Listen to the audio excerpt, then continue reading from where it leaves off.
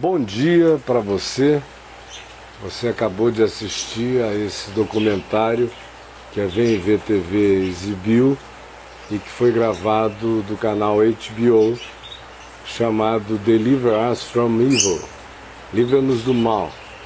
E se você o assistiu desde o início, basicamente não há muito o que ser acrescentado ou que possa vir a ser dito, porque os fatos em si são chocantes, são esmagadores.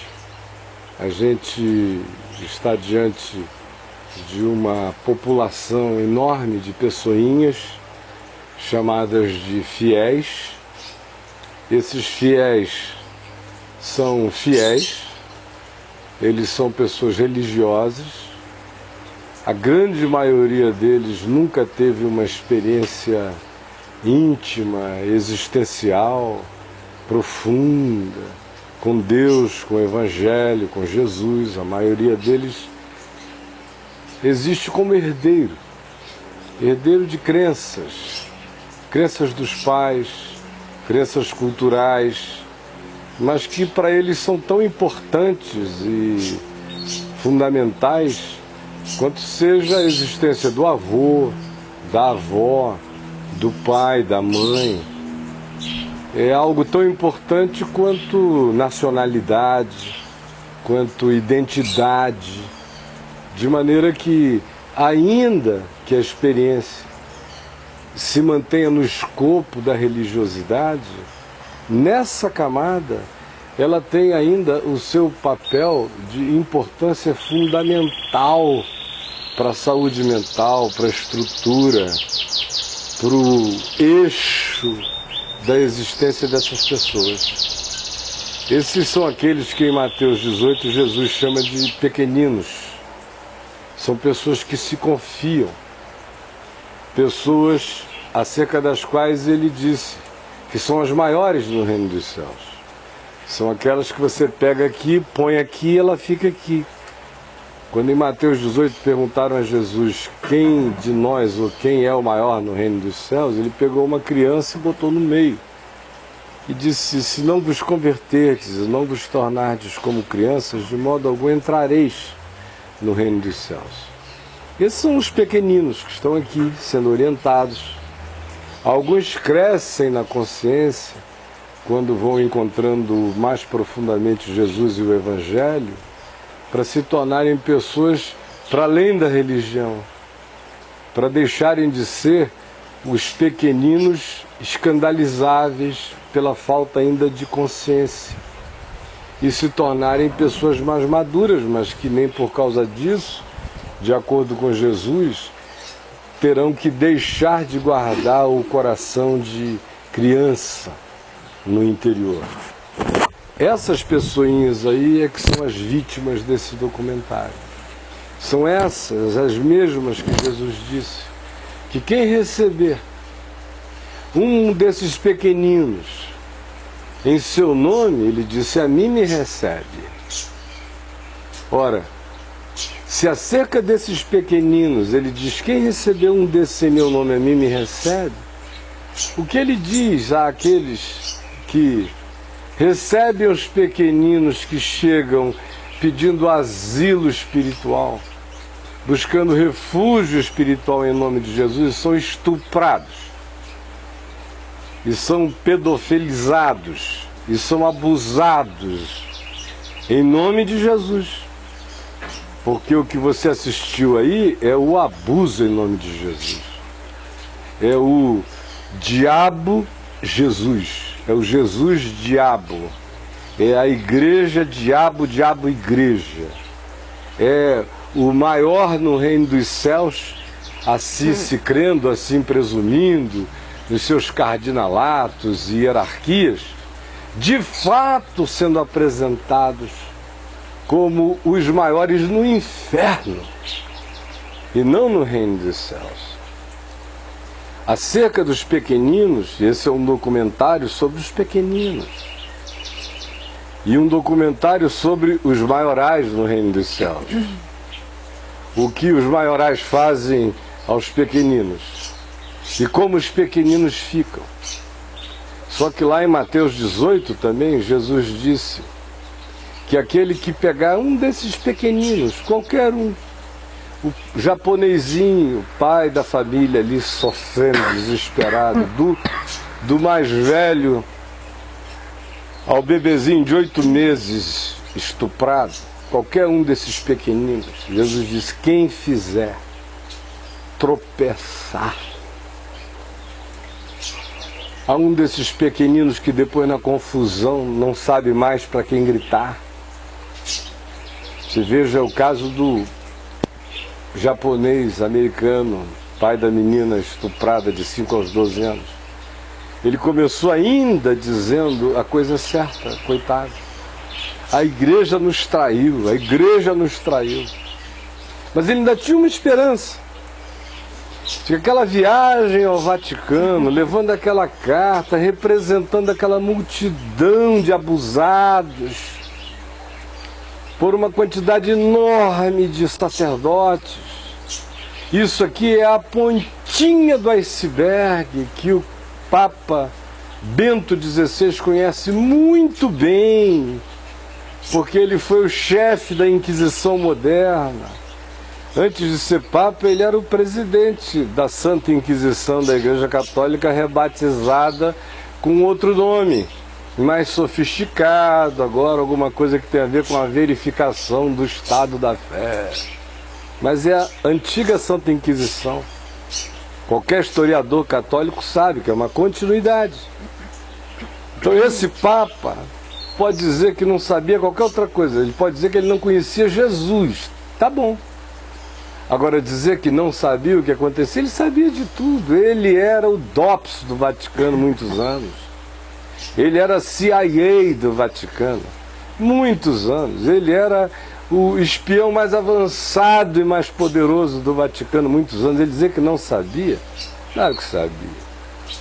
O cardeal Marrone, amiguinho íntimo dele, você viu como o fato de o Marrone ter vivido décadas acobertando assaltos, pedofilias, abusos, estupros, garantiu a ele uma promoção para o Vaticano. Você viu que alguns dos implicados mais profundamente no caso foram até convidados para rezar em missa na posse do Papa. Então o japonesinho ainda deu no início aquele grito de desespero, dizendo a igreja nos traiu. Porque na cabeça dele ele achava que ainda era a igreja. Porque na cabeça dele, como na cabeça da maioria, igreja e Deus se fundem.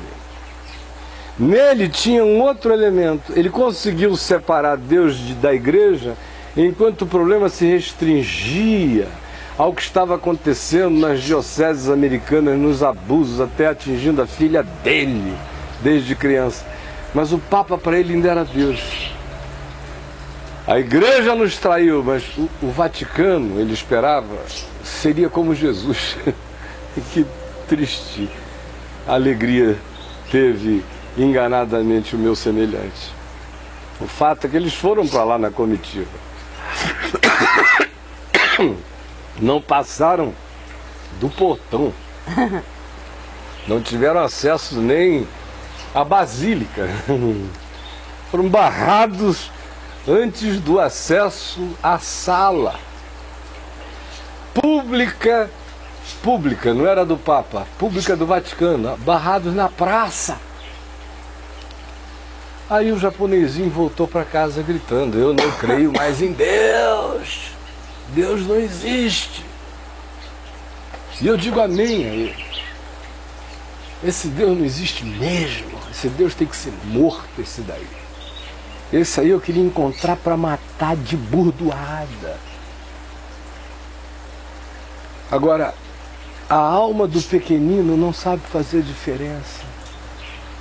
Ele se entregou a um homem quando era jovem, a um padre, como quem se entregava a Jesus, e foi isso que Jesus disse. Vocês vão ter que estar recebendo gente em meu nome. Porque elas virão a vocês não porque vocês são lindos, maravilhosos, espetaculares e gostosos. Elas virão a vocês por causa de mim. Vocês serão eu. Vejam como é que vocês vão receber esses pequeninos.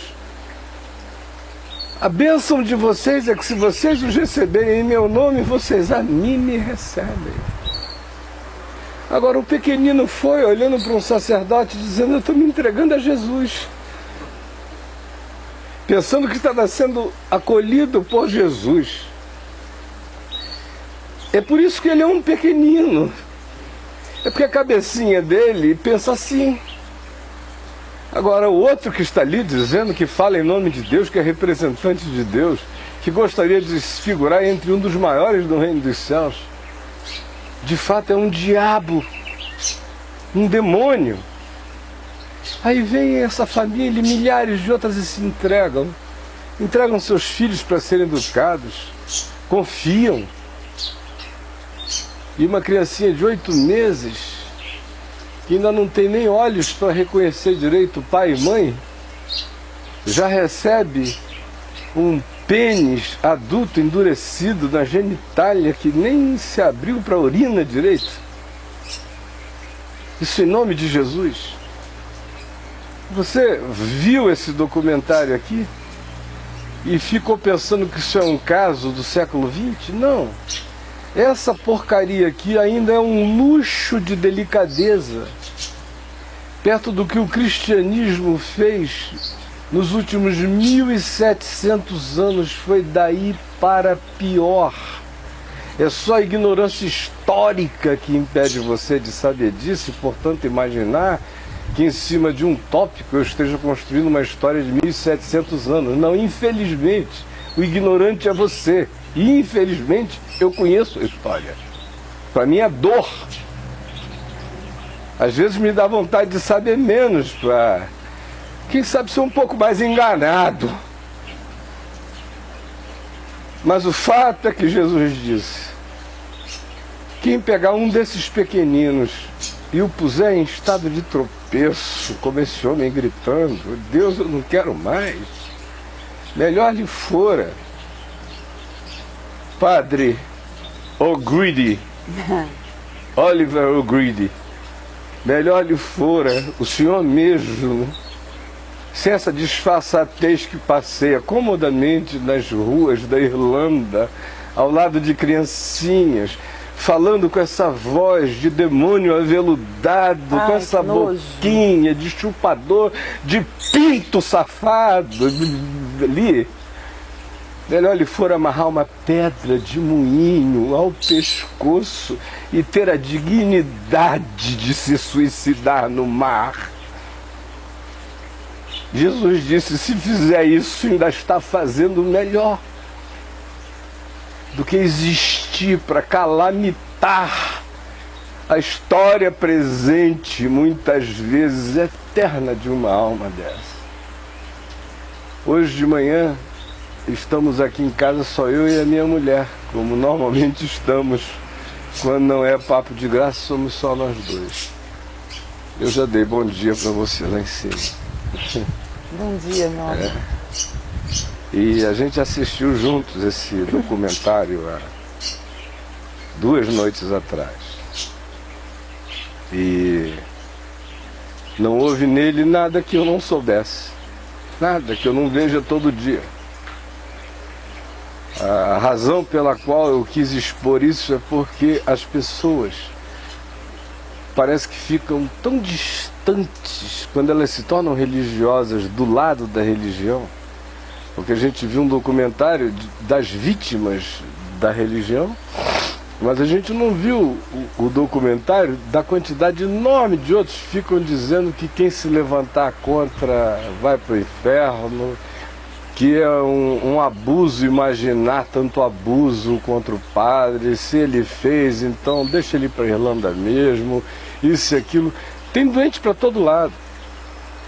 Eu quis apresentar para ver se, pelo menos de algum modo, você fica livre da sua crosta de insensibilidade e enxerga as vítimas, os pequeninos.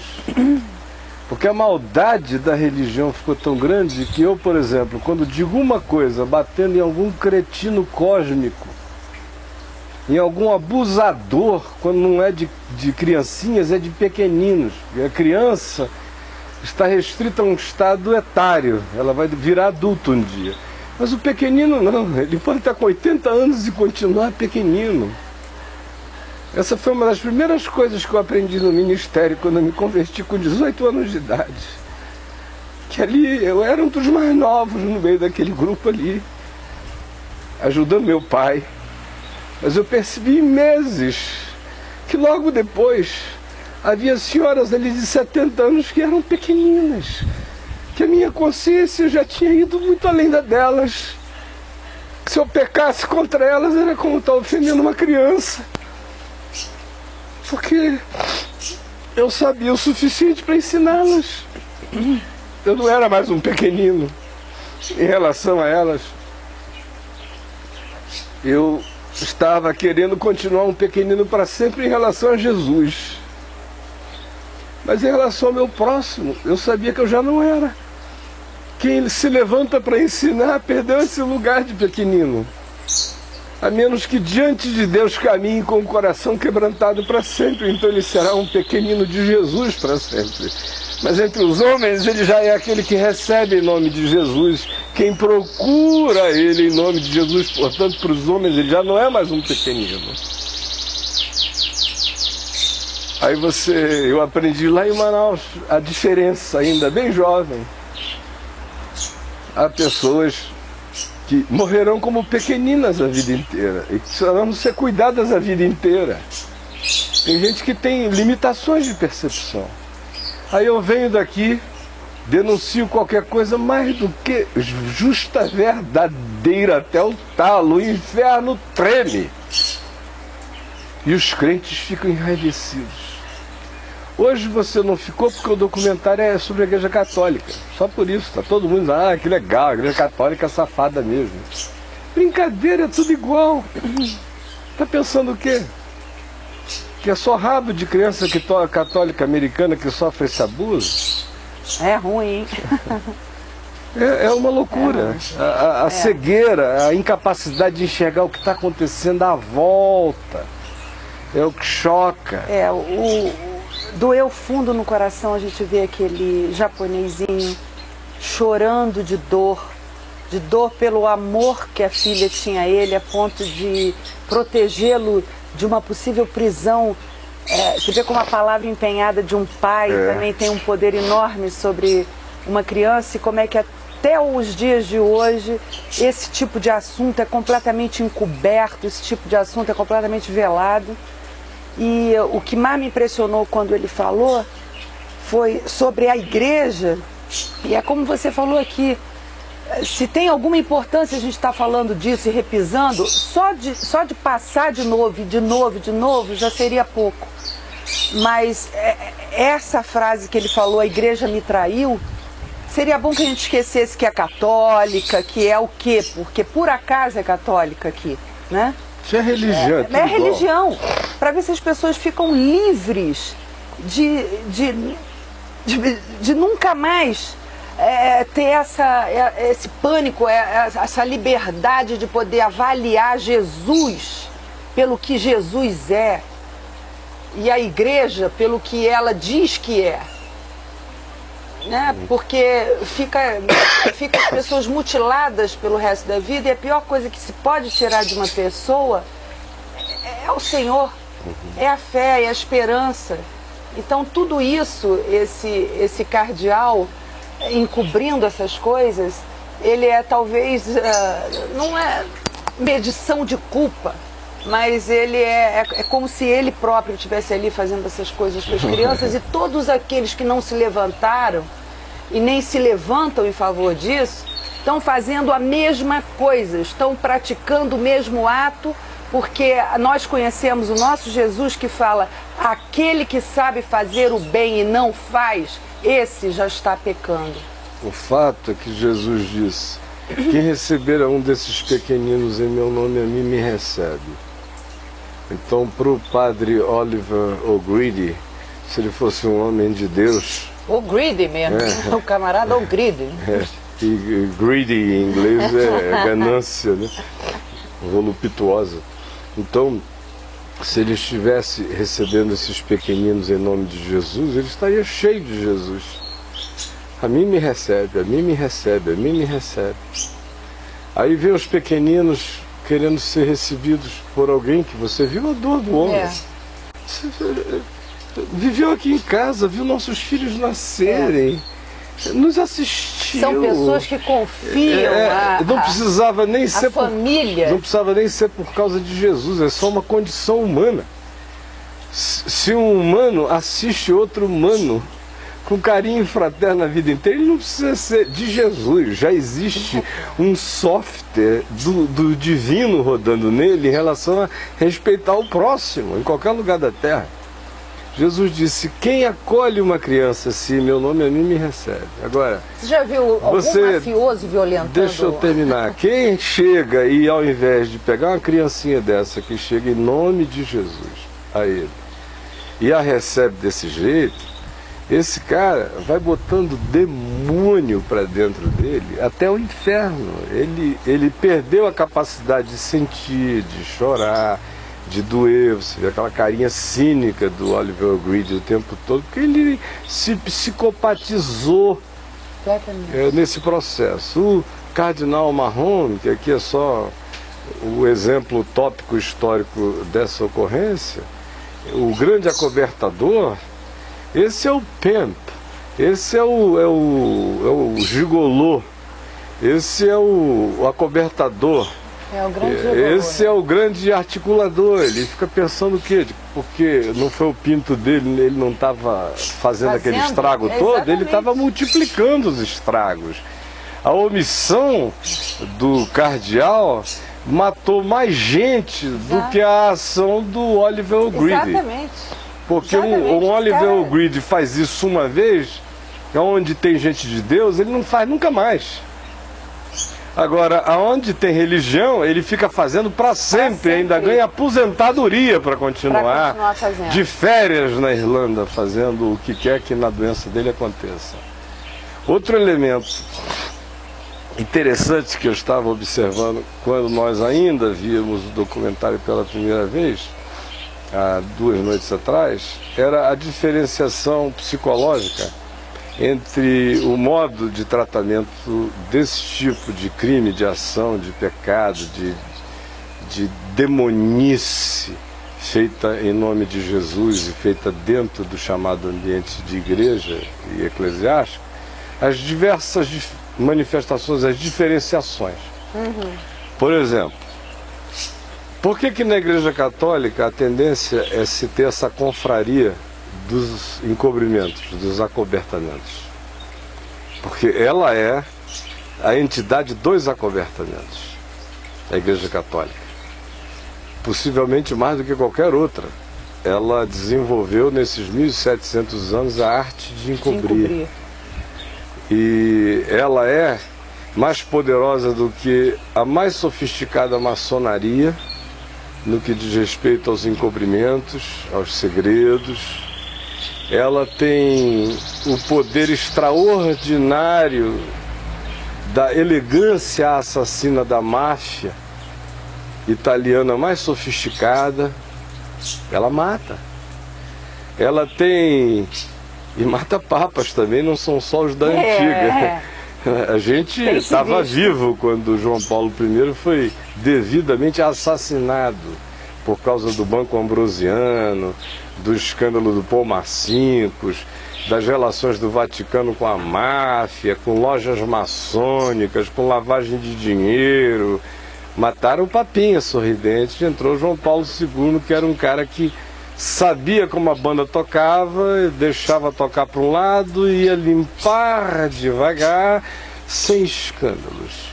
E o Papa que morreu não, ia botar a boca no trombone, ia começar a limpar de dentro, então mata o bicho. Então, essa igreja, ela também é herdeira do Império Romano, é herdeira dos Césares.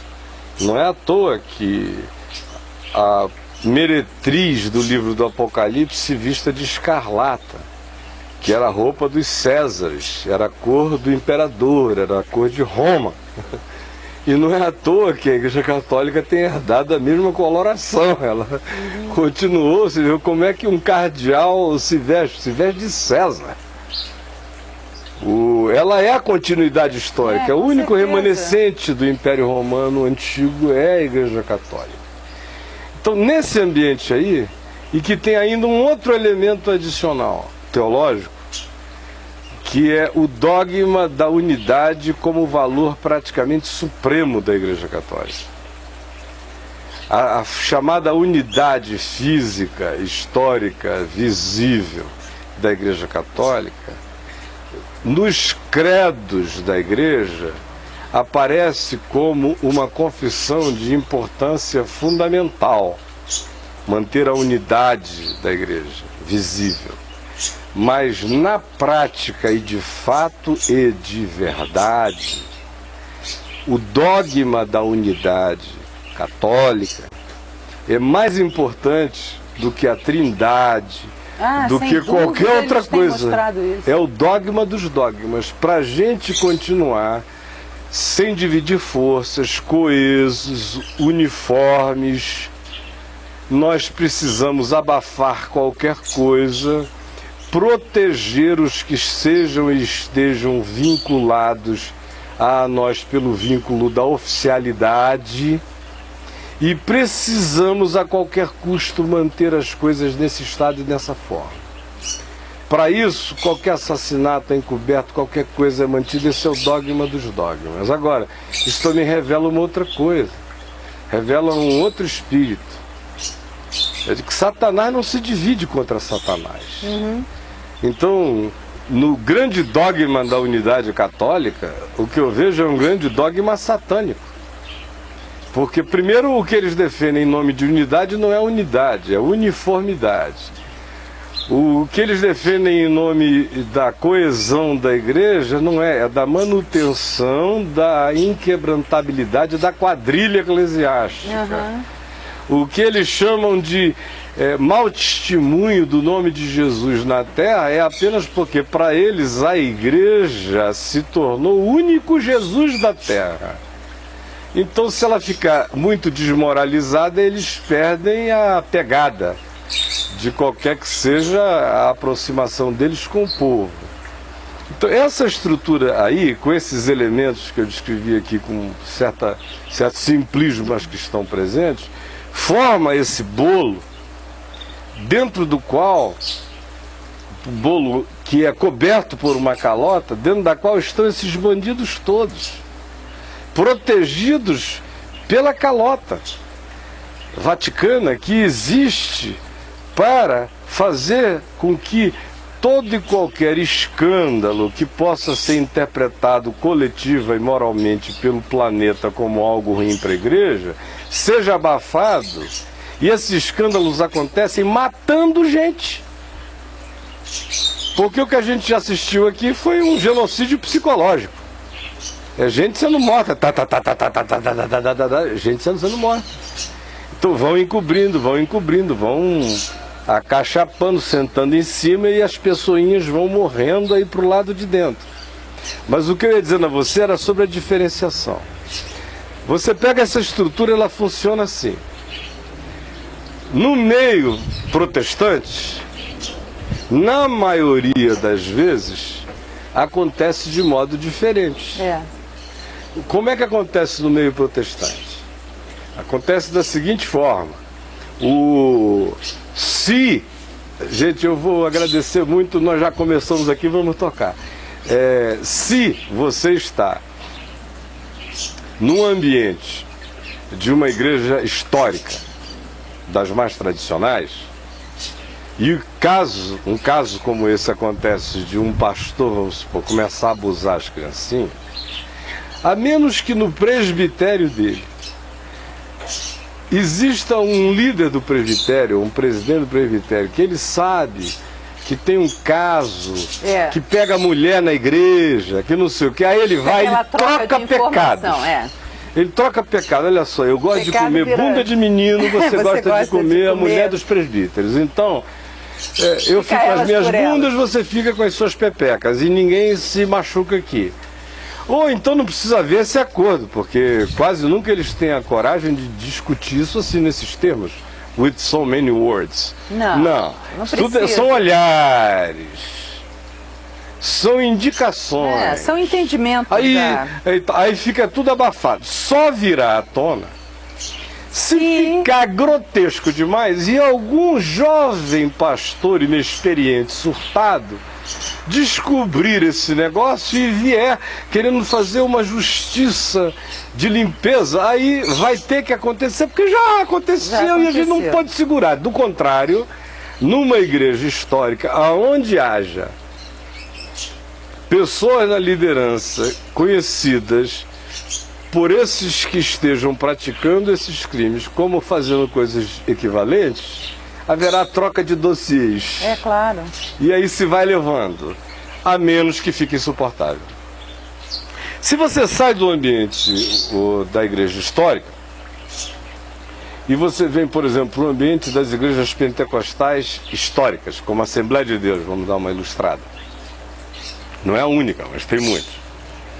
Você já encontra dentro da Assembleia de Deus a semelhança do que você encontraria nas igrejas históricas, como a presbiteriana, a luterana, a anglicana, né? O episcopal, metodista, batistas, algumas assim. Você encontraria esse fenômeno que eu descrevi.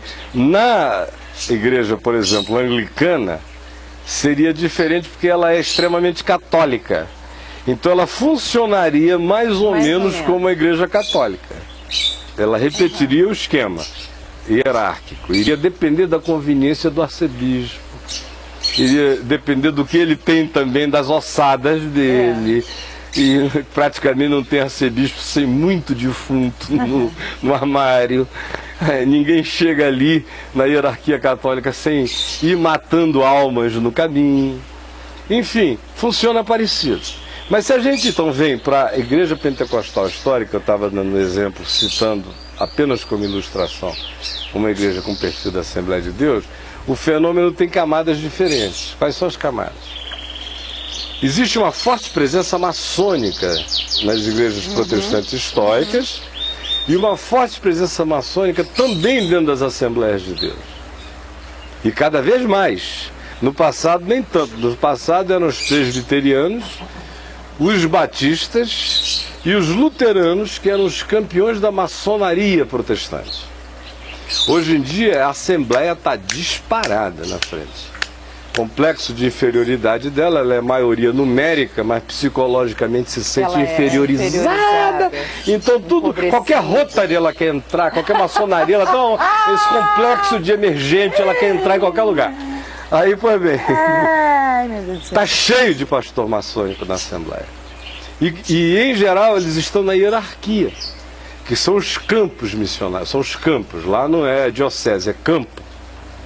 Aí o presidente do campo é o arcebispo do campo e é o papa do campo, é o dono do campo.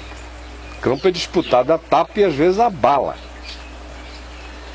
Ora, esse pessoal que é líder de campo se odeia entre si em geral. Toda vez que tem uma chance de um tomar o campo do outro, tomam.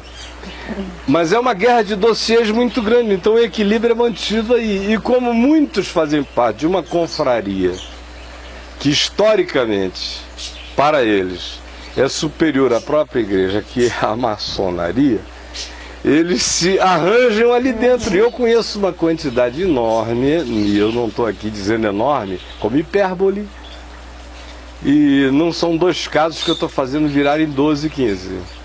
Não, eu já fui procurado por pastores no tempo da EVB, me procurando em nome de colegas maçons dele, pedindo que eu não falasse, que eu não dissesse, que eu não fizesse, que isso, que aquilo. Do contrário, as ameaças veladas estavam ali presentes.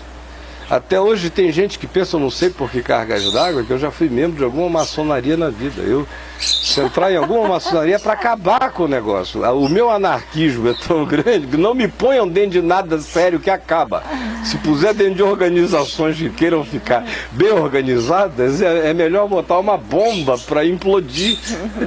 Eu conheço a minha natureza, eu não seria maçom por convicção espiritual, por tudo, e ainda por causa da minha incapacidade de conviver numa babaquice de machos que só não trocam pega a minha que eu dou pra você, não sei nem porquê. Então, ruim. Não, sério, a gente tá falando sério, o assunto é sério aqui. Não, é Então sério, você mas chega. do jeito que você fala. Mas é só assim que entendem. Engraçadíssimo. Tem que ter um Posso fazer picturing. nada. Tem que ter um picturing, porque se você descreve com conceitos filosóficos, não ele não adianta, entende. não Você tem que adianta. Ninguém não entende. apresentar o cacetete pro cara, para ver se ele entende. Senão você diz assim, olha, pau machuca. Pau é aquilo que dá em árvore, que a gente corta, lisa, faz um porrete. Olha, dói nos outros, hein? Não sei, mas o cara fica filosofando. Então tem que arranjar um e botar nele, meu irmão. É disso que eu estou falando. Dá para compreender agora? Pois bem, nesses ambientes históricos pentecostais, você tem nessa cúpula aí esse tipo de troca. E é mafiosa mesmo. Por exemplo, a quantidade de visita de pastor desse tipo de igreja que eu recebia, e ainda recebo, mas no passado eram hordas, fazendo queixas dos outros. Queixas. Queriam que eu ficasse impressionado com a queixa, desse uma opinião que fosse prejudicial ao indivíduo ou qualquer outra coisa. Aí, queixas. Mas eles mesmos, quando eu os via encontrarem-se nas reuniões fraternas, fraticidas de fato, as reuniões fraternas, é todo mundo, oh meu amado, meu querido, meu idolatrado, meu não sei o que, papapá. E todo mundo na volta dizendo, você é um safado, você não precisa ver, ele tá fazendo isso, pegando daquilo, tá cheio de as mulheres roubando, pegando as crianças. É só perversidade na hora, meu amado, por quê? Porque é o mesmo espírito. Foi por isso que no início eu disse, não fiquem impressionados que isso seja na Igreja Católica. Os modus operandi, as formas mudam, mas o resultado é sempre o mesmo, a confraria da perversidade é mantida. No entanto, nesse ambiente histórico pentecostal, se quem cometer isso for um pastorzinho menor e que esteja crescendo num determinado campo ou igreja, se tornando querido, amado, um evangelista, e ele faz alguma besteira, não necessariamente desse tipo, mas de qualquer outro, mas tem que ser sexual, porque roubar não vale, roubar é pouco, se corromper é pouco. Tem que ter essa conotação. Pinto. Sem pinto não tem pecado. O salário do pinto é a morte, não é o do pecado. Então tem que ter. Aí, se tiver pinto... Não, o negócio é botar o pinto em voga. Se tiver, aí, e ele for pequeno, aí vão escrachar esse indivíduo até o final. Não é por nada não, é só por causa do campo, é só uma medida de substituição para colocar o filho do presidente, o sobrinho, o genro, que ele não está tendo aonde colocar, e ali é um bom campo, é um bom lugar. Tem aquela mania de evangélico também de se santificar com o pecado dos outros, quer dizer, quanto mais o pecado do outro for aparente, mais ele justifica os seus ocultos, né? Então a igreja evangélica tem mania, inclusive, de apontar o dedo para descobrir o cara, para falar, viu como eu não suporto isso, viu como isso comigo. Tem um pouco dessa maluquice, né, no meio evangélico, que eu já presenciei muito. De fato não seria para se santificar, mas é só para o cara poder dizer, dizer como o Conde falou na discussão política, onde ele e o César Maia estavam concorrendo à prefeitura um contra o outro. E no último argumento do Conde, não tendo mais o que falar, ele disse, eu posso lhes garantir, eu minto menos que o César. É por aí que funcionam os pastores, nessa perspectiva. Nivelando por baixo, eu estou acima dele. Então é sempre aí. Assim funciona no meio evangélico, dependendo do caso. Os grandes casos que vêm a público no meio evangélico são os de adultério. E melhor ainda se for com uma mulher bem distante que o cara adulterar, ou com um homem de fora. Porque se for adultério dentro da igreja e o presbítero for muito amigo do pastor e a mulher amiga da mulher do pastor, você sabe, eu sei, todos nós sabemos que tem muito pastor e mulher de pastor por aí dando cobertura telefônica para os membros preferidos da igreja se encontrarem, darem as suas transadinhas e os seus devidos cônjuges também ligados à igreja não ficarem sabendo, que é para evitar um mal maior, um escândalo. Então a gente diz que não soube, que não viu. Depende, tudo depende da conveniência, tudo é confraria. Sem dúvida. Se estiver fora da confraria e for conveniente, um pé nele, e ele que se dane. Pedofilia na igreja evangélica acontece a 3x2. O pessoal fica pensando que isso é coisa de padre, não. Que faz isso porque não tem uma mulher para transar. Não é não. Estatisticamente falando, a gente sabe que a maior parte dos pedófilos são heterossexuais. Eu já tratei de casos de pedofilia dentro da igreja. E o primeiro caso que eu tratei, eu reputo como sendo mais grave, foi em Niterói. E era um caso de pedofilia que me chegou da seguinte maneira: um casal muito elegante, muito fino, moravam numa região do estado do Rio de Janeiro e eles eram membros de igreja. Lá nessa cidade onde eles estavam morando, eles frequentavam um clube, eram pessoas importantes no lugar. E o marido da senhora, um rapaz bonito, alto, agradável, uma cara limpa, fina, tinha surtos de tara pedófila e ninguém sabia, desde garoto. E ele agora já estava com seus 35 anos, 40. E aconteceu isso no clube que eles frequentavam lá. Ele andou bulinando umas crianças. Ele não era do tipo padre Oliver O'Grady, que queria enfiar o pênis até em criança de 8 meses. Não, ele era daquele tipo que queria passar a mão, botar o dedo, examinar, pegar, fazer um ato libidinoso, ele na criança. Era aquela coisa, era assim uma pedofilia daquele estilo mais infantil. Era um adulto repetindo as fantasias de criança dele. Nunca houve um report de alguma coisa que tivesse significado uma penetração, um estupro, uma coisa assim. O agravo era psicológico, sobretudo. E aí descobriram isso lá na cidade onde eles moravam. Eles tiveram que sair fugidos porque queriam matar o homem, é claro, né? É claro. Eu me ponho num lugar dele, eu sem Jesus no coração, sem evangelho dentro de mim, um padre, um bandido, pode ser o que for. Você sabe, você me conhece, conhece a minha natureza, sabe que sem Jesus dentro de mim, eu teria me oferecido para o japonês para matar esse padre 1000 vezes. Eu teria me oferecido para ir para lá para fazer um trabalho de vingador, Death Wish. Charles Bronson.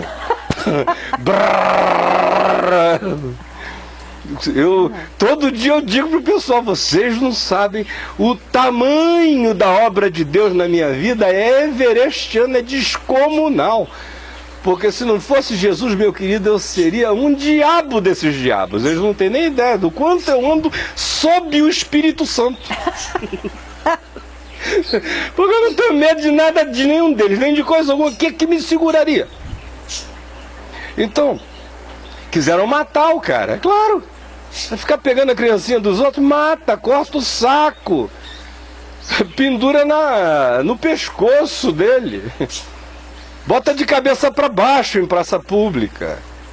Essa é a resposta da natureza humana, da natureza animal, de qualquer natureza que não seja divina, é essa. Pois bem, aí eles foram se refugiar em Niterói, chegaram lá, ninguém sabia. A esposa dele foi se aconselhar comigo e disse que eles tinham vindo da cidade que vieram porque tinham tido um problema, mas não dizia o que era. E eu tentava auscultar, mas ela não dizia o que era nunca, era um problema. Eu fiquei até pensando que era roubo. Ele era um alto funcionário de um banco. Eu falei, ele deve ter metido a mão. E o pessoal, para não criar um espetáculo total, devia ter mais gente envolvida, o relocaram aqui em Niterói e é por isso que ela não quer contar a história. Até que 1 ano e meio depois, dois pais na igreja Betânia me procuraram, dizendo que as filhinhas deles tinham reportado o fato de aquele irmão querido que já era amado na comunidade toda, tinha recebido as meninas na casa dele, porque ele também tinha filhas da mesma idade, e à noite as meninas reportavam o fato de que ele ia lá, ficava dando beijinho e queria ir se aproximando das partes íntimas e botando o dedo e pegando, botando a mão delas nele, e aquela coisa toda. E esses caras estavam armados para matá-lo. Domingo, já tinha andado atrás dele na cidade, já tinha ido em algum lugar. A benção é que ele tinha viajado para a região serrana, não foi encontrado e ninguém ficou nem sabendo. E aí lá tive eu que sair, segurar esses dois aqui, me comprometer a tratar tudo até o talo, eles, as crianças dele, explicar que do lado de lá tinha gente, uma família também lá, uma mulher inocente, filhas inocentes, e que aqui no meio não tinha um padre Oliver O'Grady, que esse aqui é doente quanto mais, ele estava no sacerdócio do estupro infantil e queria ser jubilado com glórias ali dentro. A maldade dele é inominável. Ele é cínico. Aquele cara Esse outro cara não era um tarado doente e que ainda tinha esse contimento. Eu expliquei as diferenças. Aí vai tratar de todo mundo. Agora, com o carinha mesmo que fazia, eu chamei e falei, olha, mano, daqui você sabe que eu não precisava te algemar, eu te agarro e te levo à delegacia e você fica preso. Com todas as testemunhas. E o meu testemunho. Agora, não é o caso. Eu estou aqui para tentar te ajudar. Por causa desses estágios, isso não está aqui, nunca passou daí. Agora, isso já é devastador. Eu vou andar na tua cola. Enquanto eu estiver vivo, vou morar nessa cidade, eu vou saber de você toda hora. E se você fizer de novo, meu irmão, eu te aconselho, sai correndo. Mas corra porque eu vou atrás de ti em qualquer lugar. Chamei a mulher, tratei ele, a mulher, os pais envolvidos, foi um negócio horroroso. Pela misericórdia do Senhor, tudo tratado na luz e na verdade, todo mundo vendo que o pau que dava no Chico dava no Francisco. Não se perdeu ninguém. Eu fiquei depois disso, depois de 98 anos, depois de 98, até hoje eu nunca mais entrei no templo da Igreja Betânia. Mas eles, pela misericórdia de Deus, estão todos juntos até lá. Houve gente em 98 que não queria que eu entrasse mais lá porque eu havia me divorciado. Agora, uma quantidade enorme de pessoas que só Deus sabe onde estariam, estão lá até hoje, porque foram tratadas com a devida dignidade e respeito na verdade. Então, no meio evangélico, a pedofilia não tem o status do adultério. É impressionante. Não tem o status do adultério. Impressionante. E as consequências dela na mente humana são devastadoras. Adultério é coisa de dois adultos que escolheram se transar, se entregar, subir no poste e descer, fazer de um pau de sebo uma manjuba. É um problema dele, adulto. Agora, pegar aquele cara com criancinhas que nem abriram os olhos e outras pequenas, e o bicho ali, associando o nome de Deus, Deus te abençoe, jogando água benta em cima e esperma também. Ai. Ah, pelo amor de Deus. Tirar a criança da sala de aula, levar para o gabinete, abusar e mandar de volta para estudar e ainda corrigir as notas e chamar depois. O silêncio vem desse terror, né? E ainda ter a coragem no fim do mês dizer as suas notas não foram boas esse mês. Melhore. É o diabo.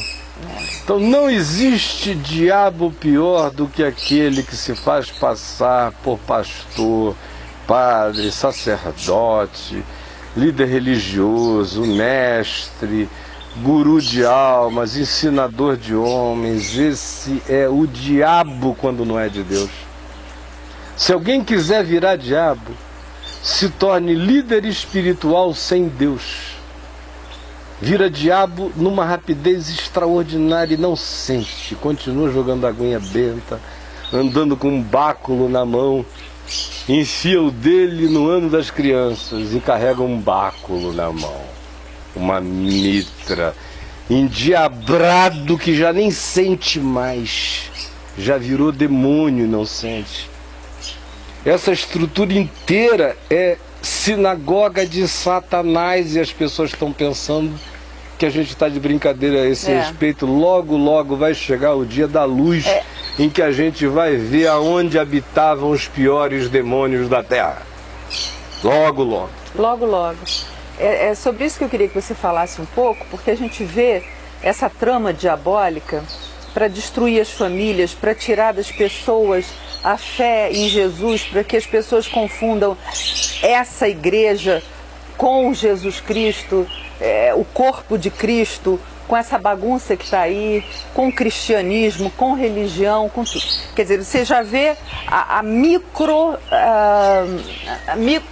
desgraça que o diabo está fazendo.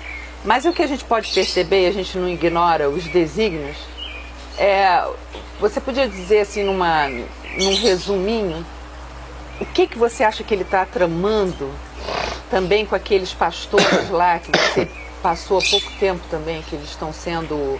As crianças estão sendo queimadas como bruxas, quer dizer, ou são estupradas, ou são queimadas, ou são... Você vê aqui mesmo nesse documentário, da maneira mais justa, própria e pertinente possível, um advogado que apareceu aqui no documentário de direito canônico, dizendo que era impensável porque que a igreja continuava ainda a ter esses privilégios na sociedade humana.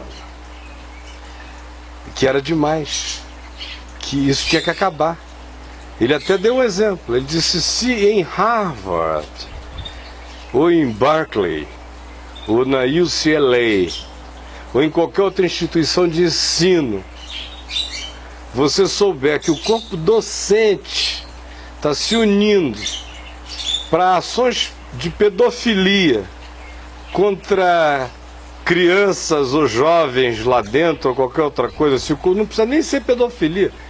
Se o corpo docente se unisse para criar um mecanismo de prostituição usando as universitárias de Harvard, ele disse provavelmente Harvard ia ser fechada. Agora, isso aqui não, continua aberto para sempre, por quê? O que ele está querendo dizer? Qual é a pavimentação do caminho? É isso que eu quero que você diga. Ele já estava com a pergunta dele: até quando? Ora, os abusos do cristianismo já duram 1700 anos. Não houve nenhum império na Terra que tenha cometido abusos por tanto tempo sem punição. Nenhum.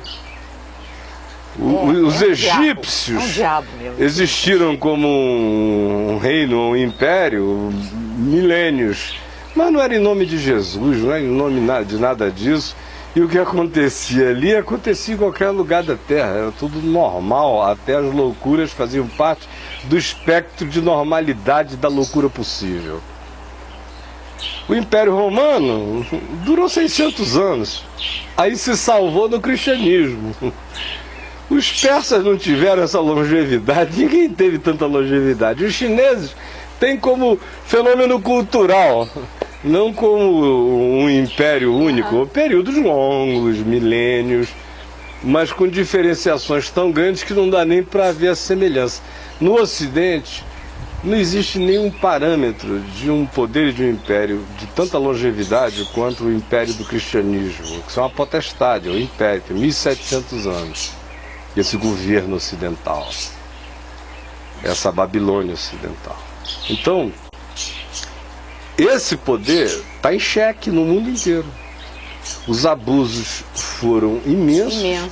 Continuam a ser, e não são só os da Igreja Católica. Hoje, claro que não. O protestantismo tornou a Igreja Católica um movimento de escoteiros.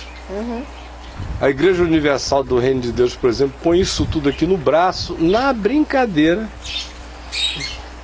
Aqui você ainda tem a questão moral da pedofilia, porque ela ainda existe como uma questão moral. nos ambientes brasileiros, por exemplo, evangélicos, pentecostais, neopentecostais, de impérios particulares, não existe nenhum questionamento moral. O cara é senhor mesmo para fazer o que ele quiser. Você ouve falar de algum escândalo dessa natureza, por exemplo, na Igreja Universal do Reino de Deus? Não. Não. É porque não haja? Eu conheço pastores da Universal que dão a bunda. Que sempre deram e vão continuar dando. Sabem que eu sei, que já me contaram. Eu conheço alguns que têm haréns. Eu conheço gente que gosta de criancinha. Agora, o Macedo não está nem aí. O Macedo disse da Veja, 15 anos atrás, na Universal, não quero saber se um homem tem 10 mulheres, uma mulher tem 10 homens, o que eles fazem, onde é que eles enfiam. O negócio é se está entrando. Se estiver entrando, o cara paga por qualquer que seja a safadeza que ele queira fazer, se a comissão chegar. E é assim que funciona. Disciplina é só por falta de arrecadação. Se não arrecadar conforme o estabelecido, é disciplinado. Se arrecadar, meu amigo, tá paga a cota da miséria para fazer o que quiser. Então, entre nós, isso nem aparece tanto porque não tem o status do pecado é só do adultério, e esse é um aspecto que está incorporado, faz parte do abafamento, todo mundo abafa. Tem muito pouca gente com a indignação desse paizinho japonês. A maioria fica até com medo da maldição que pode vir. O bruxo está metendo na filhinha dele, mas o cara ainda fica achando que o sujeito tem poder espiritual de amaldiçoá-lo. É verdade. De amaldiçoá-lo.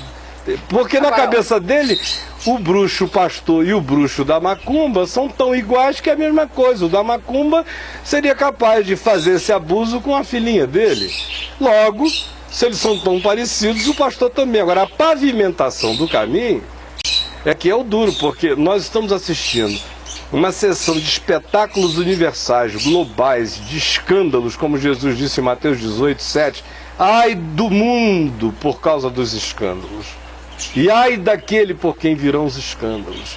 O mundo está debaixo do ai dos escândalos, e o escândalo do mundo não é o Bill Gates, não é a internet, não é o Putin, não é o Obama, não é o Osama, não é o escândalo acerca do qual Jesus estava falando. O único que pode chocar o mundo é aquele que é feito em nome de Deus, em nome de Jesus. Esse é o escândalo do qual Jesus estava falando. Ai do mundo e ai daquele por quem vem o escândalo. Ora, o mundo está assistindo esse negócio. E para o mundo, o cristianismo está se tornando a coisa mais nojenta, intolerante, impossível de ser degustada. Não existe digestão histórica mais para o cristianismo.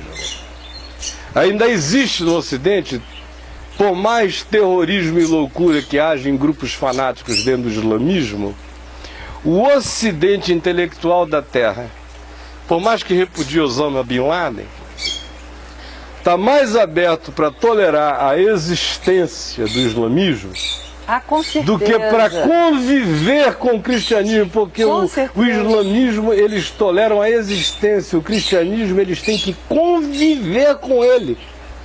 Está presente em tudo, nas instituições, em todos os lugares, dando ordens, querendo fazer lobby, se ainda o Senhor da Terra morreu e não viu.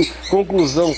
O que eu sinto a cada dia é um crescente movimento de abafar, matar, destruir, alijar, fazer qualquer coisa com o cristianismo. Está todo mundo mobilizado, a nova era, os movimentos esotéricos, as religiões do mundo, os sistemas políticos, as filosofias, tudo formando um corpo só contra o cristianismo, e o cristianismo merece. Agora, o problema é que dentro do cristianismo há milhões de serizinhos de Deus, de gente de Jesus de verdade, e que vai entrar no cacete. Junto com essa turma toda, e vai ser indefensável. A grande tribulação, o povo não entendeu ainda, não é perseguição do mundo aos cristãos, discípulos de Jesus. Será provavelmente uma perseguição global ao cristianismo. E portanto vai ser uma perseguição que o mundo inteiro vai dizer: faz sentido. Só que no meio disso vão estar sofrendo os pequeninos, para todo lado, por causa do Papa, que são de Jesus de verdade, que não recebe o japonesinho nem na porta do Vaticano.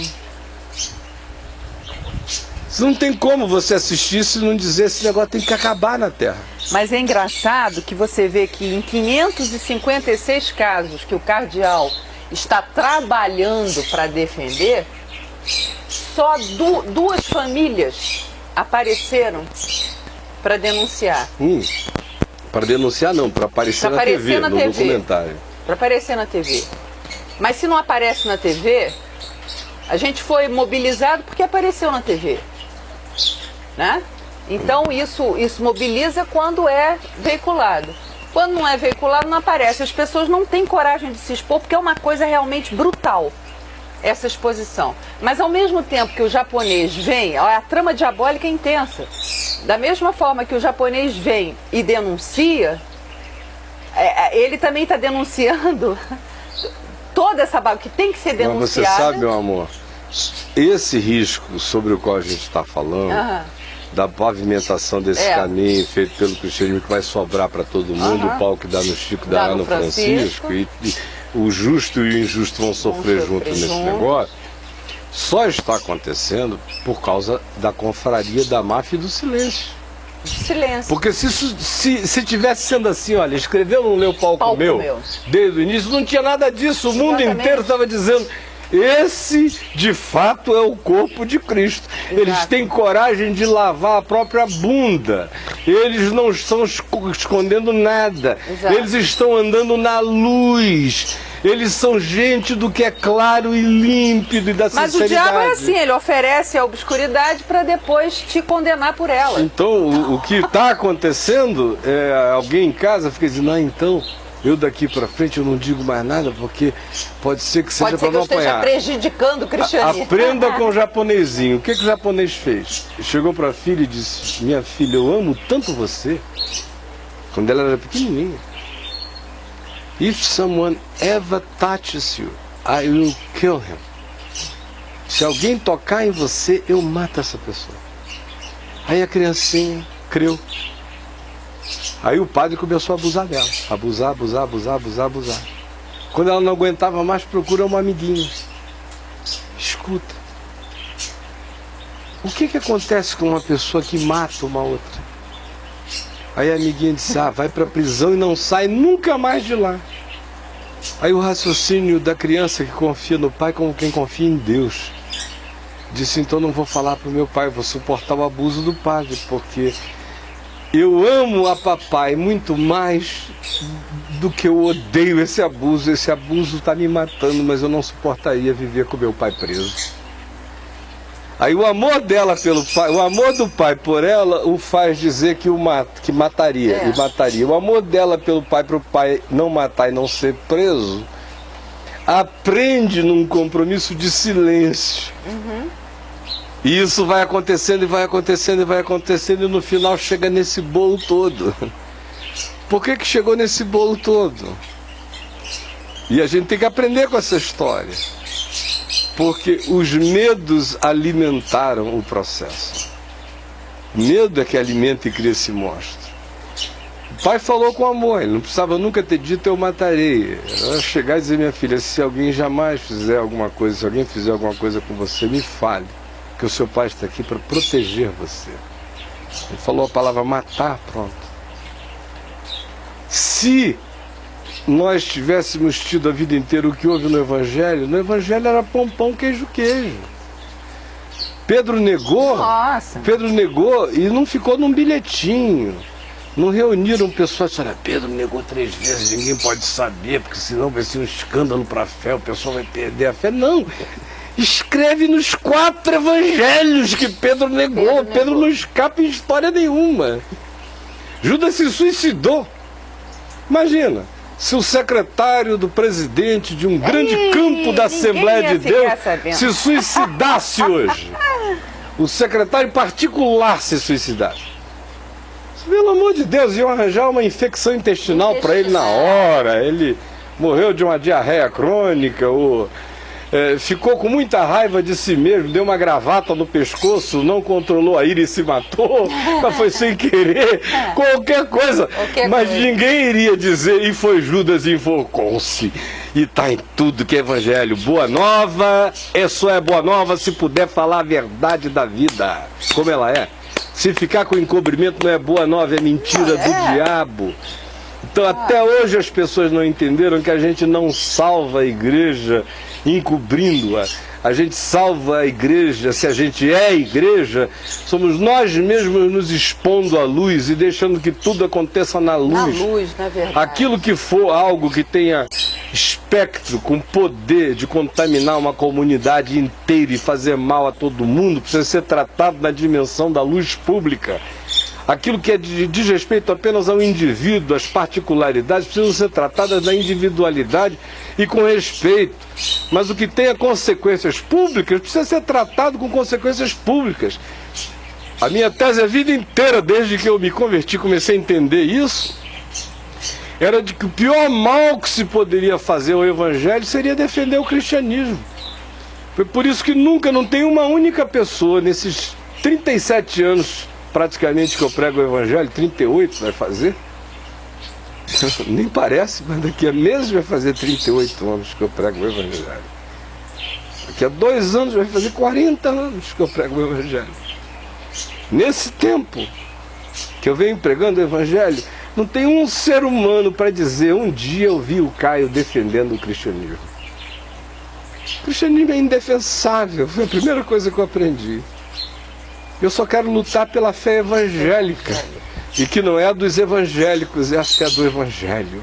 Essa é a minha única guerra, é o único combate que eu quero combater nesse mundo. O cristianismo não merece defesa. Agora eu queria, na parte que me diz respeito hoje de manhã aqui, concluir. Você pode continuar dizendo tudo o que você quiser, mas eu me dou por satisfeito dizendo só mais uma coisa. Lá no livro do Apocalipse, capítulos 12, 13, por ali, quando você vê surgir, tem 2 mulheres arquetípicas no Apocalipse. Você tem a grande meretriz, vestida de escarlate, vestida de Roma. Você tem a mulher que dá à luz a um filho varão, que há de reger o mundo com a vara da sua boca. São as 2 figuras arquetípicas femininas ali. Uma é uma puta, a outra é a santa. Uma é uma devassa, a outra é a virgem histórica. São 2 modelos arquetípicos. Essa que dá a luz ao filho varão, que seria uma Maria histórica, uma Maria coletiva, uma Maria arquetípica, é a Maria igreja, não a igreja que nasceu no Pentecoste. A igreja como fenômeno universal, a assembleia dos primogênitos arrolados dos céus, como diz Hebreus. Essa Maria é aquela mulher, é o fenômeno histórico que deu a luz ao filho varão. Jesus é nascido de mulher, nascido da descendência de Davi, nascido dessa mulher histórica que deu a luz a esse filho varão que vai reger a terra com o cetro da sua boca. Pois bem, lá se diz que a besta chega uma determinada hora que ela resolve enfrentar a manifestação histórica da mulher. E aí ela parte para cima. E da sua boca sai um dilúvio, da boca da besta. E ela joga esse dilúvio sobre a mulher. O Apocalipse usa uma simbologia sutil que diz o seguinte: a terra, porém, salvou a mulher. A terra, porque quando o dilúvio veio, a mulher arquetípica, de fato, na história, é um ente difuso. Ela não é um ente denso, é um ente difuso. Quando a besta joga o dilúvio sobre o fenômeno da mulher histórica, que mistura a verdadeira igreja com o cristianismo cretino, que é só o que o olhar humano consegue ver, se a gente foi ordenado a não separar joio do trigo, como é que a gente vai conseguir discernir gente do Espírito Santo e do Espírito de Jesus dentro do cristianismo e gente que é só gente do diabo dentro do cristianismo? Não é nossa tarefa. Se a gente não consegue, imagina a besta se ela quer. Ela quer botar o santo dentro do pacote da farinha mais podre. Aí joga o dilúvio. A terra, porém, socorre a mulher. Ou seja, eu sei que a grande tribulação que vem aí, ela vem sobretudo por causa do cristianismo. E sei que ela vai pegar sobretudo o povinho santo de Deus, os pequeninos. Que o justo vai pagar pelo injusto. Era isso aí que eu queria que Agora, eu também sei que nós já estamos vivendo um momento de diluição do fenômeno visível da Igreja Mãe. A grande salvação dessa igreja verdadeira, histórica, dos santos, dos primogênitos arrolados nos céus, a grande salvação dela é que ela é difusa.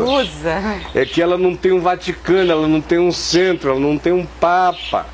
E quanto mais difusa ela for se tornando, menos alcançável ela será na hora da tribulação. Quanto menos difuso for o fenômeno, mais alcançado será. Então, quanto mais a igreja com o fenômeno quiser ser prédio, quiser ser instituição, quiser ser poder político, quiser ser Senado, quiser ser Câmara dos Deputados, quiser ser governo, quiser ser autoridade, quiser ser representante moral de Deus na terra, quanto mais ela quiser ser cristianismo, mais ela está se oferecendo para ser o peru do Natal satânico do anticristo.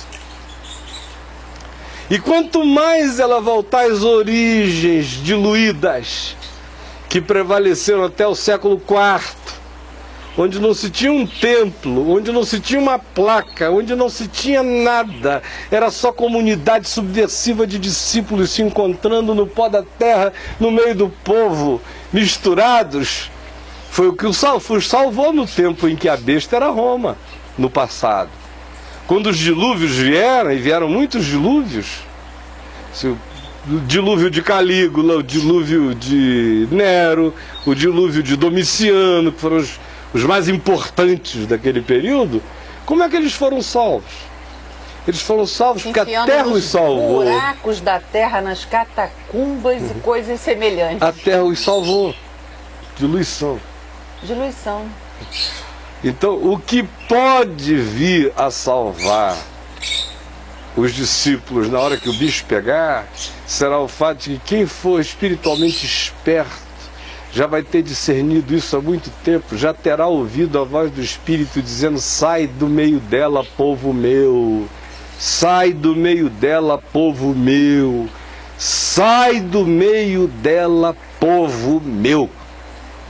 O que significa isso? Se ela, historicamente falando, no passado era Israel, se ela, historicamente falando, é igreja, porque agora é Paulo já citando isso, escrevendo a Timóteo, falando da igreja verdadeira de Deus, o baluarte da verdade, comparando com a igreja falsa dos dias dele, quando num capítulo ele trata do bispo, no outro ele trata de como o bispo pode virar um bicho, e ele diz: o Senhor conhece os que lhe pertencem. Ele está falando de Himeneu, de Fileto, dos que corrompem a verdade, dos que enganam as pessoas, dos que entram sorrateiramente nas casas e cativam mulherinhas sobrecarregadas de pecados. Ele não estava nem falando dos que entram na casa e comem as bundinhas das crianças inocentes, dos querubins celestiais, não. Ai. E assim mesmo ele já diz: olha, se o contexto for esse, o que eu tenho a te dizer é: o Senhor conhece os que lhe pertencem, e mais, sai do meio dela, povo meu.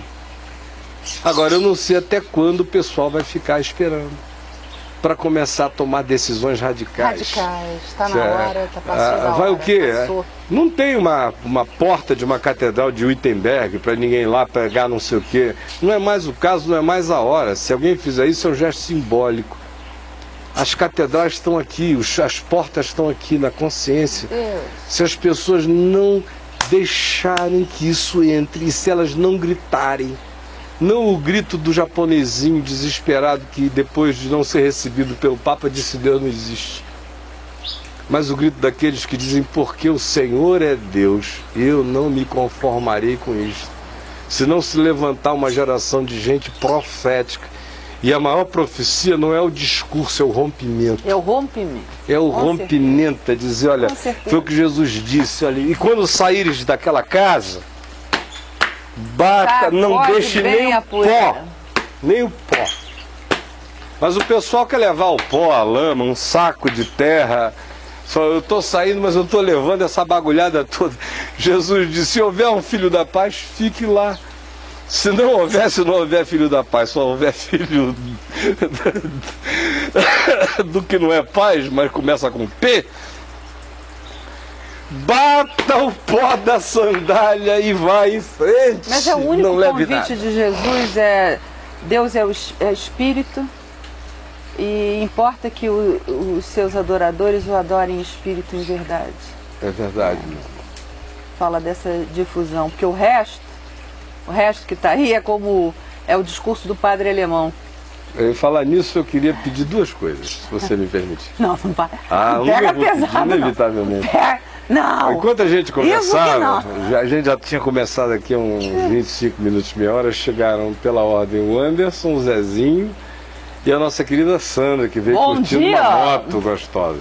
Então eu vou pedir a vocês rapidamente, para darem um ar da graça. Naquela hora eu não interrompi, porque a gente já estava assim no trilho. Mais. Sentem aqui, vem cá, Anderson, amigo. Zezinho, Sandra. Tudo meu bom? Manão.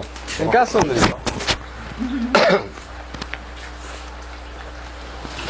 Anderson, meu maninho, tava com saudade de você, rapaz. Oi, Sandra. Sandrinho. Ó. Isso, Zezinho.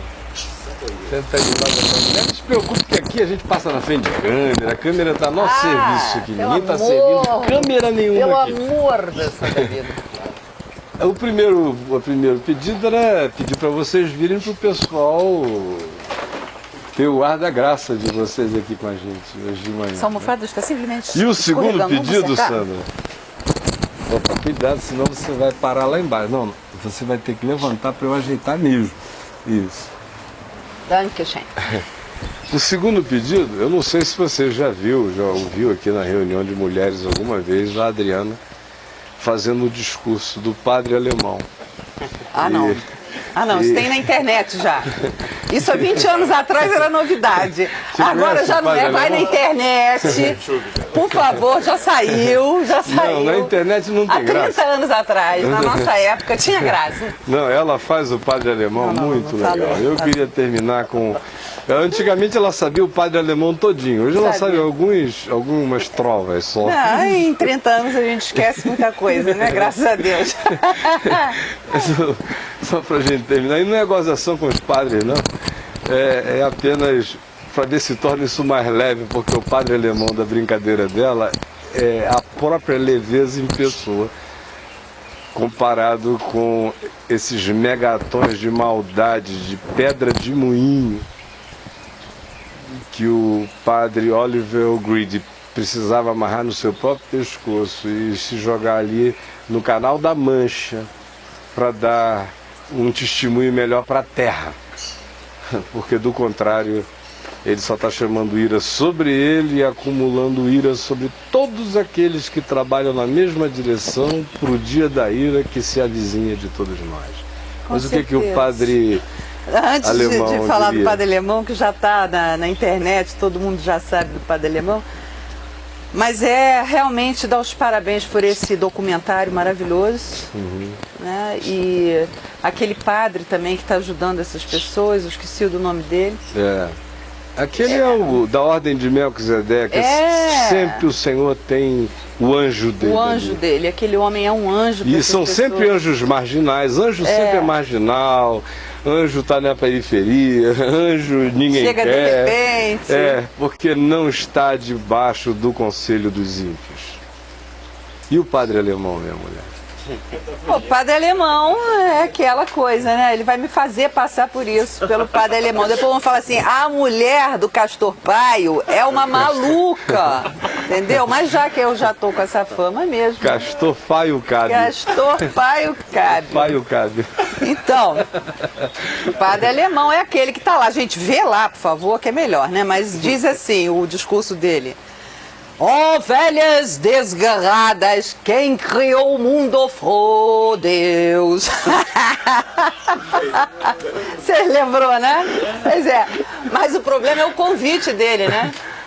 Hoje vai ter chupada na putaria da igreja. Eu acho que a única coisa que sobrou nas igrejas foi a putaria. Entendeu? A putaria da igreja é onde mais funciona, aliás, é onde só funcionam as coisas. Então, para você que... Ele estava convidando o pessoal para uma chopada na portaria. Na portaria, mas eu acho que o pessoal já entendeu, porque tem a tradução lá na internet. Né? Mas o que a gente está querendo falar é dessa putaria da igreja que ainda funciona muitíssimo. E as chupadas nas igrejas, as igrejas só servem para fazer bacalhoadas, chupadas e essas coisas todas. Agora, falar de Jesus mesmo, que é bom, não falam, e aí as criancinhas levam naquele lugar, e todos levam naquele lugar. Agora, e vão cada vez levar muito mais, né? Se não prestarem atenção e se não resolverem ouvir a Jesus e ao Evangelho e conferir coisa com coisa, porque o que está faltando, coitadinho dessas pessoas, é que está faltando conferir coisas com coisas. Está faltando ver o fruto. Não adianta se a árvore é galhosa, é folhosa, não tem fruto, e depois que tiver fruto, ainda que ele seja bonito e vistoso, dá uma boa mordida e prova, porque ainda dá tempo de cuspir. Então, se você estiver sentindo um gosto amargo na boca, não é para deixar para amanhã, nem para depois da manhã, não, porque senão você vai ter uma diarreia. Cuspa, entendeu? Porque senão é putaria na igreja. E essa coisa de criança, tá certo, tem aqueles que nunca vão ter a maturidade suficiente para pensar pelas suas próprias cabeças. Esses a gente está dizendo, vem, a gente carrega, a gente ajuda, a gente leva. Mas Jesus disse, o meu povo perece por falta de conhecimento. Não tem mais desculpa das pessoas não conferirem coisas com coisas, o Evangelho, Jesus, com o que está acontecendo. Chega, é muita babaquice, é muita perda de tempo. E a gente vê essas pessoas sofrendo desse jeito. Então, se você for uma dessas pessoas abusadas por alguém que se disse da Igreja de Jesus Cristo, não pense que isso é pessoal. Não pense, nada que o diabo faz é pessoal, ele está vendo o lado dele. Então, em nome de Jesus, deixa o Senhor Jesus curar o teu coração. Deixa Jesus fortalecer você, deixa Jesus dizer para você quem Ele é. E que o Senhor te abençoe e tire a dor do seu coração. Amém. Em nome de Jesus. Amém, em nome de Jesus. Eu queria pedir a você, meu amigo Anderson, que só perdeu 20 minutos, 25, participou de tudo, e que você orasse por nós nesta manhã, que você orasse pelo padre Oliver O'Grady, pedindo a Deus que tenha misericórdia dele e converta o coração dele, porque ele tinha que fazer um outro caminho, não era escrever aquela cartinha safada. Ele tinha que se entregar para a polícia, ele tinha que sair dando testemunho, fruto de arrependimento até as últimas consequências.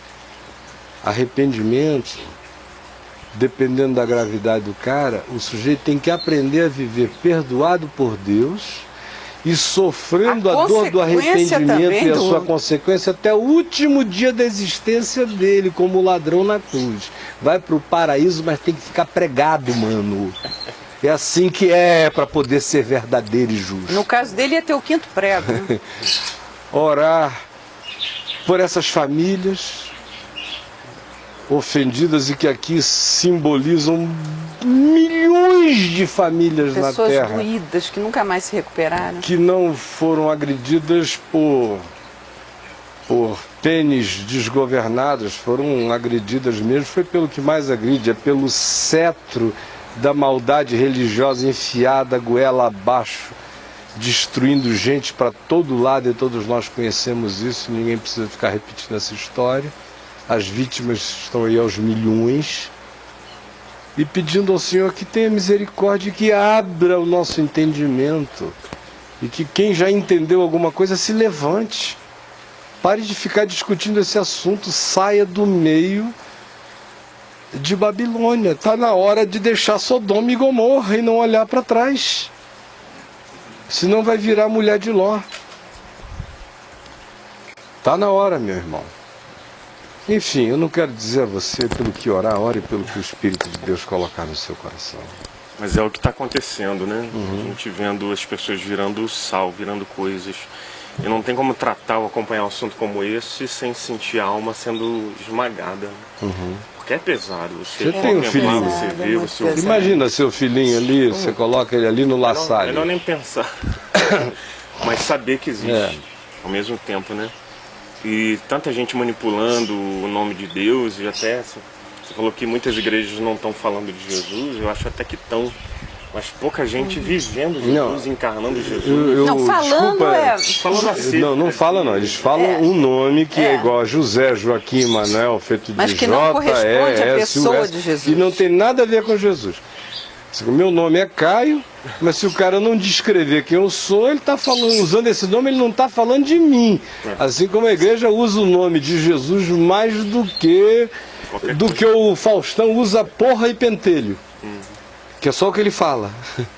Ô meu, o nome de Jesus é um ô meu, do Faustão. Um clichê. É um clichê, mas não é Jesus. Jesus é Chico, é Caio, é só um nome. E aí, para as pessoas não serem confundidas, tem que conhecer Jesus. Tem que conhecer Jesus da Bíblia, do Evangelho, como é que ele era, e poder comparar. Pô, parece com Jesus?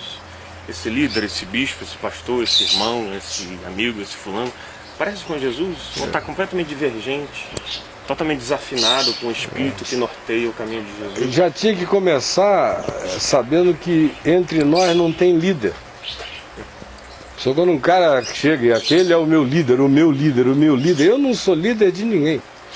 Eu estou seguindo Jesus, tentando fazer o segundo evangelho.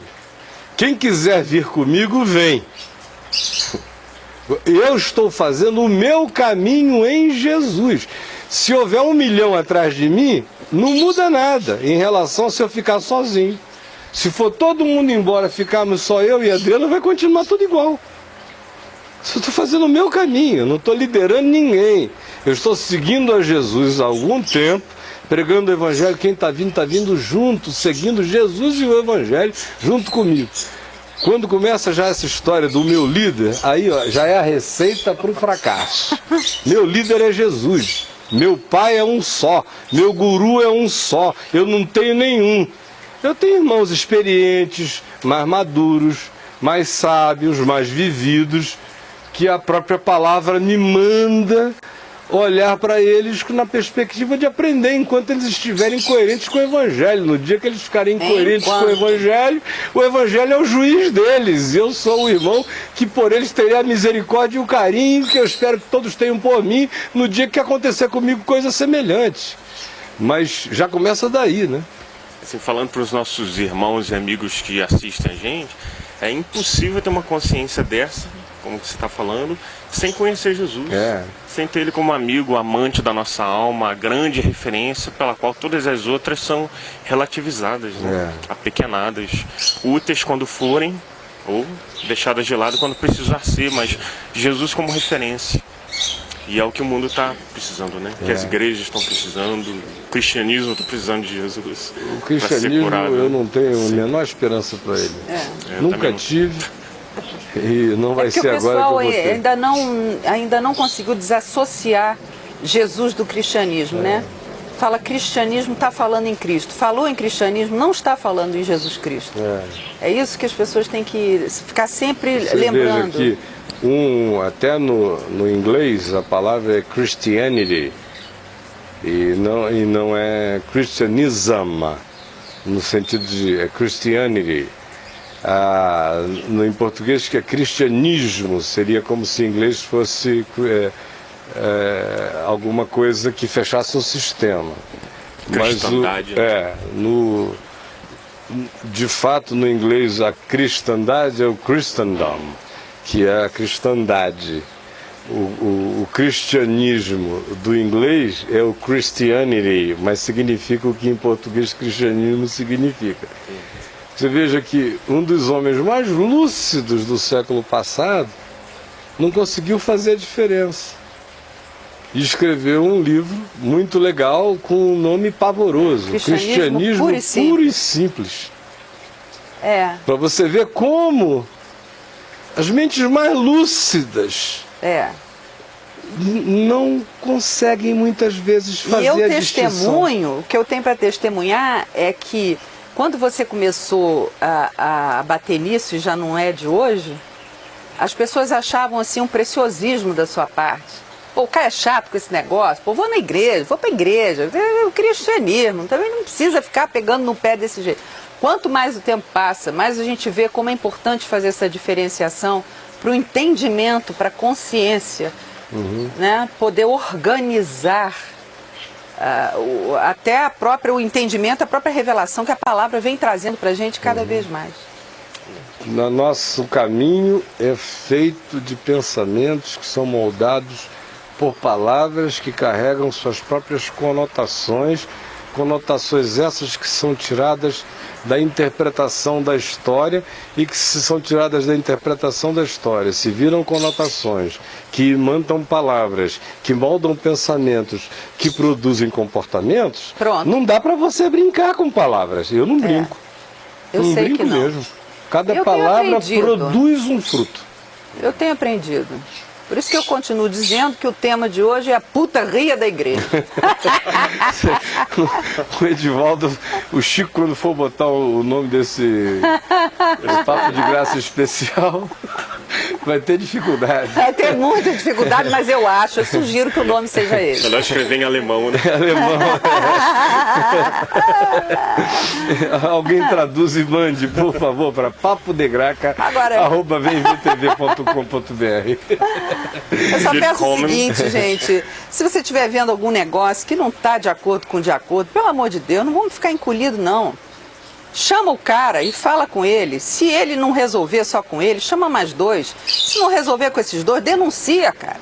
Não vai deixar uma pessoa sofrendo. Claro. Porque quando a gente chegou aqui em Brasília, a gente conversou com uma pessoa que era professora de um colégio de padres, onde ela disse que ela era tão...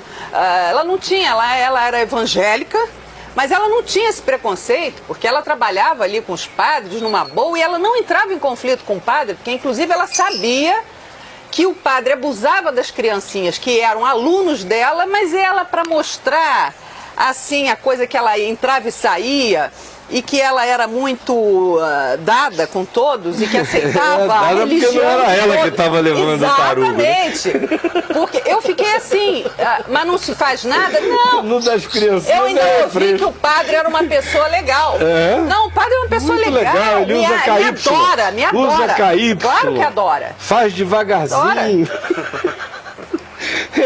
Então, se uma professorinha de uma escola que não tem significância nenhuma tem a coragem de, por causa do empreguinho dela e por causa da coisa dela dizer que é evangélica, mas se dá com católico, não denunciar um padre que estupra os próprios alunos, se isso acontece numa microescala, gente, pelo amor de Deus, me tira o tubo.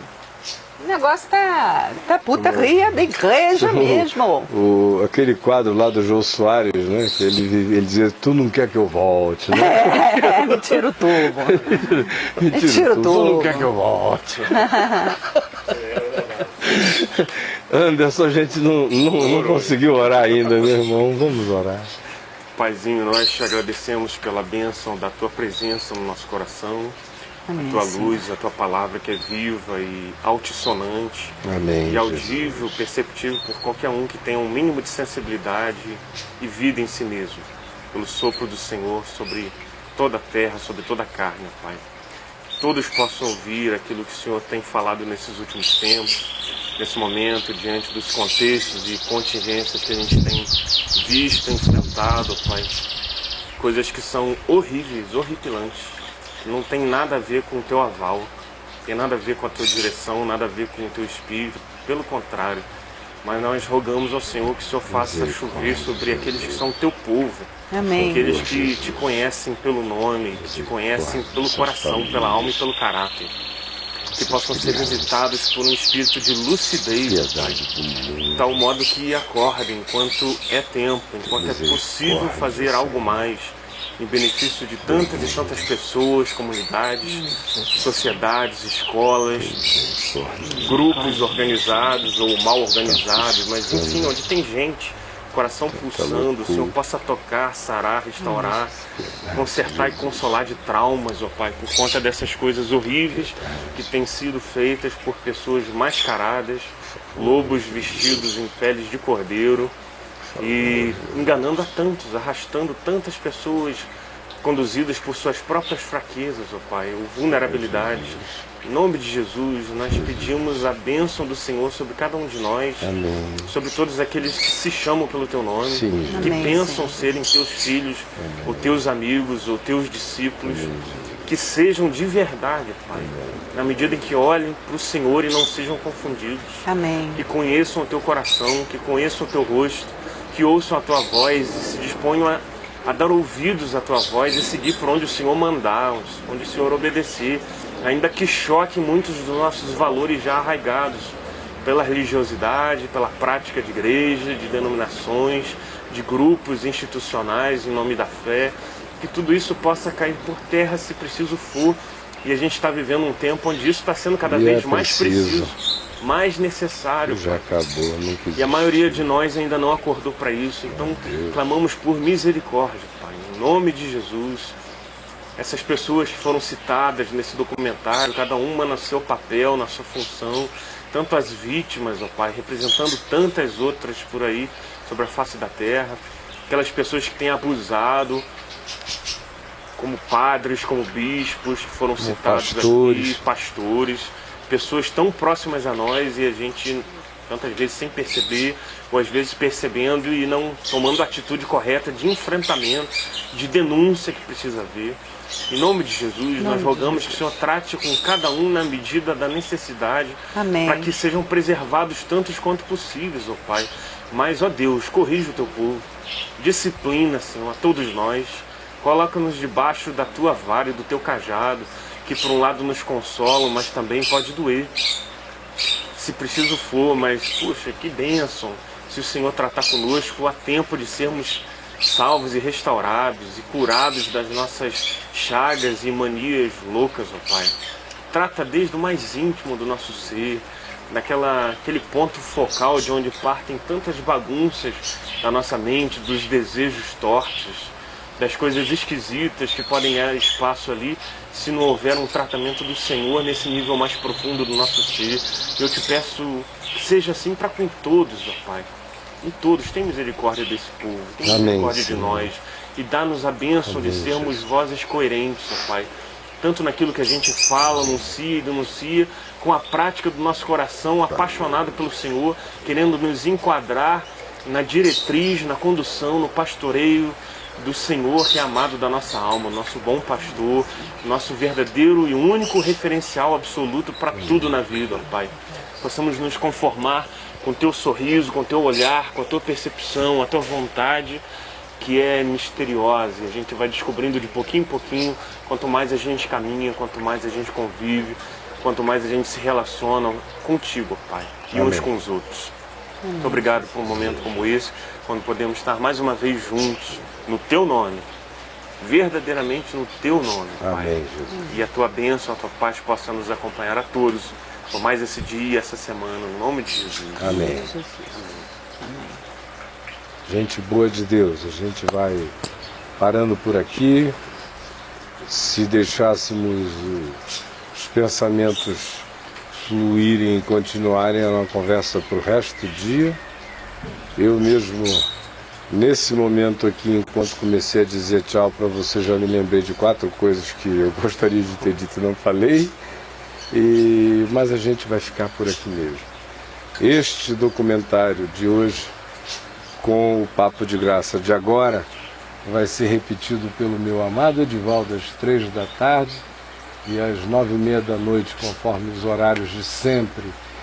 Divulgue, portanto, a todas as pessoas que você acha que precisem assistir o documentário e ver e participar aqui da nossa conversa. Não seja um hipócrita tolo que fique chocado com a história da chupada da putaria na igreja. Não fique chocado com o fato de que o nome da bunda é bunda, que o nome do ânus, dependendo da situação, é aquele mesmo que você conhece. Não fique chocado, porque tem gente que, se você disser o membro, choca uns. Se você disser o pênis, choca outro. Se você disser o pinto, choca outro. Se você disser o peru, choca outro. Pelo amor de Deus, essa coisa que se pendura entre as pernas. Quis ficar chocado que bote um ovo, porque nós estamos em lenho verde ainda e ninguém está fazendo nada. Eu estou me lixando para quem fica chocado. Pega o ovo e faz um omelete. Não, eles ficam comigo, que passa o dia aqui. Não, mas é com você mesmo. Não, eu não estou falando comigo, não, estou falando com você. Mas eu sou uma só carne. Recebo as cartinhas ali. Eu sou uma só carne, eu recebo os eflúvios. As cartinhas dos bobos, pastor, que coisa maravilhosa. De Deus, vai se ferrar com esses negócios de ficar chocado. Eu quis, é a mais apropriada, ninguém meu fica irmão. chocado. É a mais apropriada. Então, esqueça isso, vire gente grande, porque você fica coando o mosquito e botando para dentro do cumelo. Então tome cuidado, porque quem fica com essa cabecinha assim, acaba não só engolindo o cumelo, mas também pelo cumelo. Então, abra o olho. Você pode achar que eu estou usando expressões chulas. Chula é a sua cabeça, que só consegue entender a verdade se alguém vier com um machado e quebrar o coco. Porque eu adoro falar português com sutilezas tão grandes que as pessoas entendam sem eu precisar nomear nada. É assim que eu converso com quem entende. Agora, quando eu fico anos aqui escrevendo, recebo as mesmas perguntas, chegou a hora de eu dizer que o nome do ânus é cu. Só pode falar, só pode ser isso. Chegou a hora de dizer que o nome do que eu venho descrevendo com tanta polidez é essa porcaria que agora eu estou denunciando com a linguagem do bar, para ver se você, que tem uma alma de bordel, entende. Ou então se satisfaça com a pureza da linguagem do Evangelho e o transforme em vida para você, em entendimento, e pare de ser bobo, porque enquanto você estiver na bobeira, talvez o único modo de acordar você seja chamar de víbora, de lacraia, de usar a linguagem de João Batista, de botar o machado na raiz e ver se dá para acordar antes que a árvore caia. Então hoje, meu irmão, olhe bem para os meus olhos e veja se há alguém aqui querendo perder tempo num sábado de manhã só para ter que tipo de gozo. Você acha que isso me dá que gozo ficar aqui falando hoje de manhã? Nenhum. Queria ter dormido até mais tarde, queria estar aqui molhando as plantas, queria estar fazendo o que eu faço todo sábado. A gente só está aqui por uma razão: é desejo de que a consciência do Evangelho se implante e cresça. E também a última coisa que eu quero dizer: não existe nenhuma carta marcada aqui. A Igreja Católica está cheia de filhos de Deus, cheia de gente de Deus. Até a Igreja Evangélica está. Por que a Igreja Católica não estaria? O Islã está cheio de gente de Deus. No budismo, está cheio de gente de Deus. Deus tem filhos dele espalhados na terra toda. Nem todos são cristãos, porque Deus não é cristão. Deus estava em Cristo, mas Cristo não era cristão, nem protestante, nem evangélico, e Jesus nunca foi o patrono do cristianismo. Ele é o Salvador do mundo. Ele é a verdadeira luz que, vindo ao mundo, ilumina todo homem. E o Espírito dele sopra onde quer, e está querendo soprar hoje onde você não quer. Ele está soprando no mundo inteiro. Então não fique pensando que existe aqui alguma denuncinha protestante, que eu não tenho um pingo de protestantismo em mim faz tempo. Não tenho um pingo de anticatolicismo, não tenho nada disso. O meu negócio é Jesus, meu irmão. E eu acredito Cada dia eu vejo com mais clareza a graça de Deus plantando gente de Deus nos lugares mais impensáveis do mundo. Essa maravilhosa ordem de Melquisedeque. Então, se você é católico, está ouvindo, não fique pensando que é alguma predileção minha por esse tema. Vá aqui no meu site www.caifá.com e veja que quem apanha o dia inteiro aqui não são os católicos, porque eu não nasci católico. Talvez se eu tivesse nascido católico,